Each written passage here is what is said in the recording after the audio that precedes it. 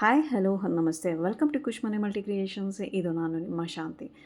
Friends, ನನ್ನ ಮಗನಿಗೆ test ಇತ್ತು, ರೌಂಡ್ ಟೆಸ್ಟ್ ನಡೀತಿತ್ತು ಅಂಥೇಳಿ ವಿಡಿಯೋಗಳು ಮಾಡ್ತಿದ್ದೆ. ಬಟ್ ಆದ್ರೂ ಅಪ್ಲೋಡ್ ಮಾಡೋಕ್ಕಾಗ್ತಿರ್ಲಿಲ್ಲ, ವಾಯ್ಸ್ ಓವರ್ ಕೊಡೋಕ್ಕಾಗ್ತಾಯಿರಲಿಲ್ಲ, ಎಡಿಟ್ ಮಾಡೋದೆಲ್ಲ ತುಂಬಾ ಕಷ್ಟ ಆಗ್ತಿತ್ತು. ಅದರಲ್ಲೂ ಸಣ್ಣ ಪುಟ್ಟ ವಿಡಿಯೋ ಮಾಡ್ಕೊಂಡಿದ್ದೀನಿ. ಬಟ್ ಇವತ್ತು ಹಾಕ್ತಾಯಿದ್ದೀನಿ, ಎಲ್ಲ ವಿಡಿಯೋನೂ ಸೇರಿ ಹಾಕ್ತಾಯಿದ್ದೀನಿ. ಇಲ್ಲಿ ಮೊದಲು ನಾನು ಏನಪ್ಪ ಅಂತಂದರೆ ಇಲ್ಲಿ ಗ್ಯಾಸ್ ಕ್ಲೀನ್ ಮಾಡ್ಕೊತಾ ಇದ್ದೀನಿ, ಹಾಗೆ ಟೈಲ್ಸ್ ಎಲ್ಲ ಕ್ಲೀನ್ ಮಾಡ್ಕೊತಾ ಇದ್ದೀನಿ. ಸ್ವಲ್ಪ ಜನ ಹೇಳ್ತಾರೆ ಏನೋ ಹಾಕ್ಕೋಬೇಕು, ಸೋಡಾ ಹಾಕ್ಕೋಬೇಕು, ಲೆಮನ್ ಹಾಕಿದ್ರೆ ಅದೆಲ್ಲ ಹಾಗೆ ಸ್ಮೂತಾಗಿ ಬಂದ್ಬಿಡುತ್ತೆ ಅಂತ ಹೇಳ್ತಾರೆ. ನೀವಿಲ್ಲಿ ನೋಡ್ಬೋದು, ನಾನು ಒಂದು ಸ್ಮೂತಾಗಿರೋ ಸ್ಕ್ರಬ್ ತೊಗೊಂಡಿದ್ದೀನಿ ಮತ್ತು ಸ್ಟೀಲ್ ನಾರು ತೊಗೊಂಡಿದ್ದೀನಿ. ಬಟ್ ಸ್ಟೀಲ್ ನಾರು ಯೂಸ್ ಮಾಡೋದಕ್ಕಿಂತ ಈಗ ಸ್ಮೂತಾಗಿರೋ ಸ್ಟೀಲ್ದೇ ಸ್ಕ್ರಬ್ಬರ್ ಬಂದಿದೆ, ತುಂಬ ಸ್ಮೂತಾಗಿರುತ್ತೆ. ಅದು ಡಿಮಾರ್ಟಲ್ಲೆಲ್ಲ ಸಿಗುತ್ತೆ, ಅಫ್ಕೋರ್ಸ್ ಎಲ್ಲ ಮಾರ್ಟಲ್ಲೂ ಸಿಗುತ್ತೆ. ಅದರಲ್ಲಿ ನಾವು ಮಾಮೂಲಿ ಸೋಪು ಇಲ್ಲ ಸಬೀನಾ ಇದರಲ್ಲೇ ವಾಶ್ ಮಾಡ್ಕೊಳ್ಳಿ, ಕ್ಲೀನಾಗೇ ಹೋಗುತ್ತೆ. ಬಟ್ ಏನೇ ಹಾಕಿದ್ರೂ ನಾವು ಕೈಯಲ್ಲಿ ಉಜ್ಜಲೇಬೇಕು. ಬಟ್ ಈಸಿಯಾಗಂತೂ ಯಾವುದೂ ರಿಮೂವ್ ಆಗೋಲ್ಲ, ನಮ್ಮ ಎಫರ್ಟ್ ನಾವು ಹಾಕಲೇಬೇಕು. ಸೊ ಅದಕ್ಕೆಲ್ಲ ಕಂಪೇರ್ ಮಾಡಿದ್ರೆ ನಾವೇನು ಎಕ್ಸೋ ಇದೆಲ್ಲ ಡಿಶ್ ವಾಶ್ ಈ ಸೋಪ್ ಯೂಸ್ ಮಾಡ್ತೀವಲ್ಲ ಅದೇ ಬೆಸ್ಟು, ಇಲ್ಲಾಂದರೆ ಸಬೀನಾ ಬೆಸ್ಟು. ನೀವು ನೋಡ್ಬೋದು, ನಾನು ಆಲ್ರೆಡಿ ಹಾಕ್ಕೊಂಡು ಹಾಗೆ ರಬ್ ಮಾಡಿಕೊಂಡು ಒಂದು ಕಾಟನ್ ಬಟ್ಟೆ ತೊಗೊಂಡು ಕ್ಲೀನಾಗೆ ಕ್ಲೀನ್ ಮಾಡ್ಕೊಂಡಿದ್ದೇನೆ. ಇವನ್ ಟೈಲ್ಸ್ ಮೇಲೆಲ್ಲ ಎಗ್ರುಬಿಟ್ಟಿರುತ್ತಲ್ಲ ಒಗ್ಗರಣೆ ಹಾಕಬೇಕಾದ್ರೆ, ಸೊ ಅದೆಲ್ಲ ಹಾಗೇ ಕ್ಲೀನ್ ಮಾಡ್ಕೊಂಬಿಡ್ತೀನಿ ನಾನು. ಅದಾದಮೇಲೆ ಒಂದೆರಡು ಡ್ರಾಪ್ ಎಣ್ಣೆ, ಯಾವುದಾದ್ರೂ ಎಣ್ಣೆ ಹಾಕ್ಕೊಂಡು ಟಿಶ್ಯೂ ಪೇಪರ್ ತೊಗೊಂಡು ಕ್ಲೀನ್ ಮಾಡಿಕೊಂಡ್ರೆ ನಮಗೆ ಶೈನಿಯಾಗಿ ಸ್ಟವ್ ಎಲ್ಲ ತುಂಬಾ ಚೆನ್ನಾಗಿ ಕಾಣಿಸ್ತಾ ಇರುತ್ತೆ, ನೀಟಾಗಿರುತ್ತೆ. ನೋಡ್ಬೋದು, ನಾನು ಒಂದೆರಡು ಡ್ರಾಪು ಆಯಿಲ್ ಹಾಕ್ಕೊಂಡು ಟಿಶ್ಯೂ ತೊಗೊಂಡು ಒರೆಸ್ಕೊಂಡಿದ್ದೀನಿ. ಒಂಥರ ಶೈನಿಂಗ್ ಆಗಿರುತ್ತೆ. ಬೆಳಗ್ಗೆ ಎದ್ದು ಅಡುಗೆ ಮನೆಗೆ ಬಂದಾಗ ಒಂಥರ ಫ್ರೆಶ್ ಮೂಡು ಅಲ್ವಾ. ಹಾಗೆಯೇ ಮನೆಗೆ ಅಣ್ಣ ಬಂದಿದ್ದರು, ಅಣ್ಣ ಅಕ್ಕ ಎಲ್ಲ ಬಂದಿದ್ದರು, ಜೊತೆಗೆ ಫ್ರೂಟ್ಸ್ ಎಲ್ಲ ತುಂಬಾ ತೊಗೊಂಡು ಬಂದಿದ್ದರು. ಅದನ್ನೆಲ್ಲ ನಾನೇ ಎಲ್ಲ ಜೋಡಿಸಿ ಇಟ್ಕೊತಾ ಇದ್ದೆ. ತಂದಾಗ ಎಲ್ಲ ಹೇಗಂದರೆ ಆಗಿಟ್ಕೊಂಡ್ಬಿಟ್ಟಿದ್ದೆ. ಸೊ ಈಗ ಎಲ್ಲ ನಾನು ಕ್ಲೀನ್ ಮಾಡಿ ಇಟ್ಕೊಂಡಿದ್ದೇನೆ. ಹಾಗೆಯೇ ಸ್ವಲ್ಪ ಹೊರಗಡೆ ಹೋದ್ವಿ, ಮನೆ ಹತ್ರ ಇರೋ ಡೆಕತ್ಲಾನ್ಗೆ ಹೋದ್ವಿ.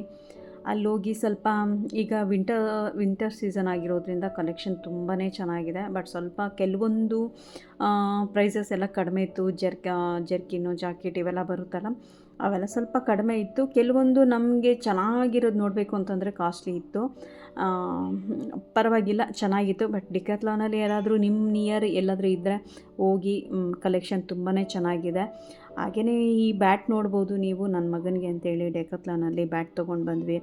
ಅವನಿಗೆ ಸ್ವಲ್ಪ ಸ್ಪೋರ್ಟ್ಸ್ ಇದೆಲ್ಲ, ಫುಟ್ಬಾಲ್ ಆಗಿರ್ಬೋದು ಇದೆಲ್ಲ ಇಂಟ್ರೆಸ್ಟ್ ಜಾಸ್ತಿ ಅಂಥೇಳಿ ಬ್ಯಾಟ್ ತೊಗೊಂಡು ಬಂದ್ವಿ. ಹಾಗೆಯೇ ನಾನಿವತ್ತು ಟಿಫನ್ಗೆ ಅಂಥೇಳಿ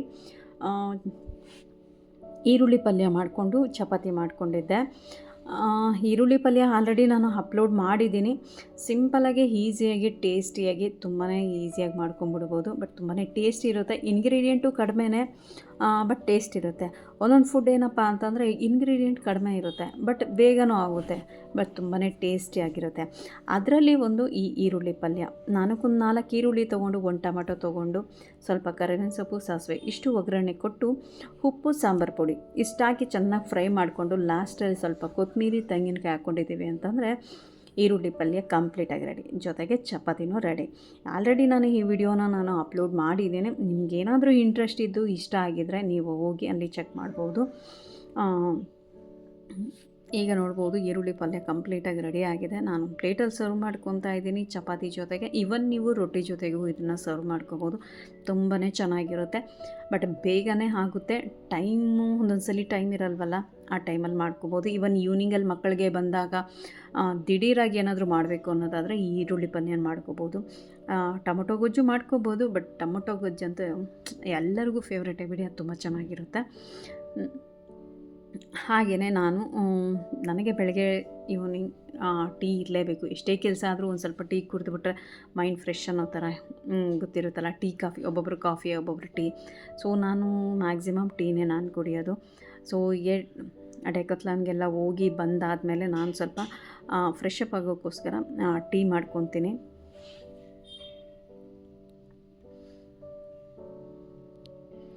ಈಗ ಟೀ ಆಯಿತು, ನಾನು ಗ್ಲಾಸಲ್ಲಿ ಸರ್ವ್ ಮಾಡಿಕೊಂಡು, ಆ ಟೀ ಮಾತ್ರ ನನಗೆ ಒಂದು 10 ಮಿನಿಟ್ಸ್ ಬೇಕೇ ಬೇಕು, ನೆಮ್ಮದಿಯಾಗಿ ಕುಡಿಬೇಕು ಅನ್ನೋದು ನನ್ನ ಫೀಲಿಂಗು.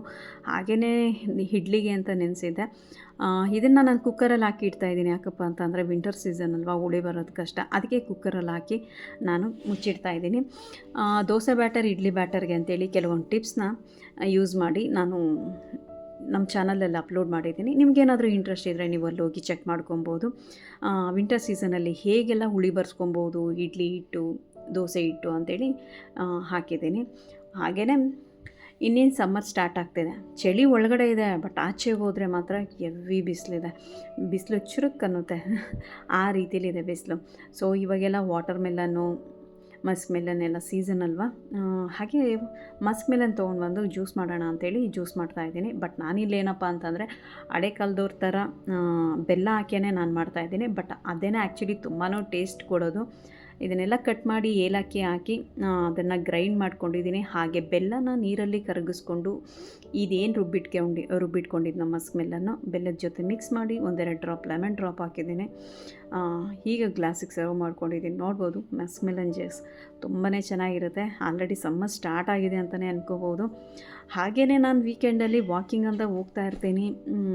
ವಾಕಿಂಗ್ ಅಂತ ಹೋದರೆ ನಾನು ಹೋಗೋ ವಾಕಿಂಗ್ ಪ್ಲೇಸ್ ಇದು ತುಂಬಾ ಚೆನ್ನಾಗಿರುತ್ತೆ. ಸೈಲೆಂಟು, ಬಟ್ ಗಾಡಿಗಳು ಓಡಾಡ್ತಾ ಇರುತ್ತೆ. ಬಟ್ ಅಷ್ಟು ಎನ್ವಿರಾನ್ಮೆಂಟ್ ಪೊಲ್ಯೂಟ್ ಥರ ಏನಿಲ್ಲ, ಚೆನ್ನಾಗಿದೆ ಅಂತ ತುಂಬ ಫ್ರೆಶ್ ಆಗೋಗ್ಬಿಡ್ತೀವಿ.